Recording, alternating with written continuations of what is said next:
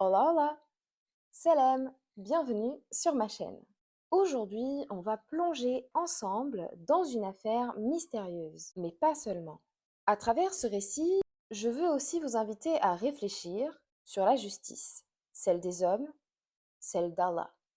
Parce que parfois, la vérité se cache. Les preuves manquent, les innocents souffrent. Alors comment, en tant que croyant, comprendre ces injustices?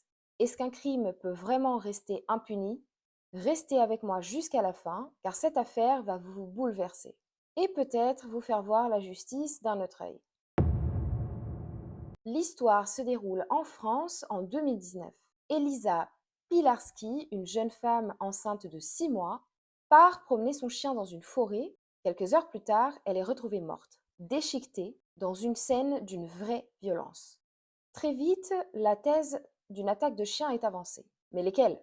Son propre chien? Des chiens de chasse présents dans la forêt à ce même moment? L'affaire divise, choque et soulève une tempête médiatique. Le compagnon d'Elisa accuse les chasseurs, eux le renvoient à son propre chien, un pitbull de type non autorisé. Les tests ADN sont contradictoires, les expertises se contredisent, les versions s'affrontent. Jusqu'à aujourd'hui, certains éléments restent flous. Y a-t-il eu une dissimulation? Des erreurs dans l'enquête? Pourquoi la vérité tarde-t-elle tant à émerger?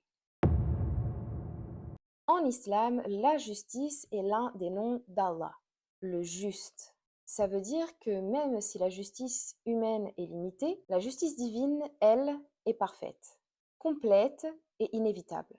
Allah dit dans le Coran: « Et ton Seigneur ne fait jamais de tort aux gens. » Sourate 18, verset 49.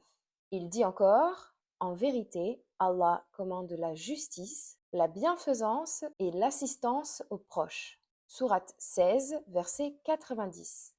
Le prophète Mohammed, paix sur lui, a aussi dit: « Craignez l'injustice, car l'injustice sera ténèbres le jour du jugement. » Hadith rapporté par Muslim.